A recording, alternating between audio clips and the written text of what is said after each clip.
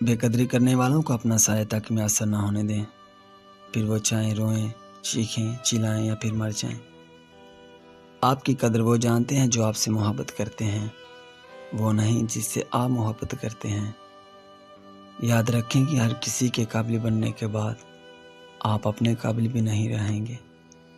मोहब्बत हो या इज़्ज़त किसी को इतनी मत दो कि वो तुम्हारी कदर करना ही भूल जाए। बाज़ औक़ात कोई हमारी खामोशी का भी मुस्तहिक नहीं होता और हम इसे एहसासात के तर्ज में बता रहे होते हैं। कभी कभी हम किसी के लिए इतने ज़रूरी नहीं होते जितना हम समझ लेते हैं। बात सिर्फ एहसास की है, किसी को 2 पल में हो जाता है और किसी को सदियों बाद भी नहीं होता। वक़्त अच्छा हो या बुरा गुज़र ही जाता है, लेकिन बातें और लोग हमेशा याद रहते हैं।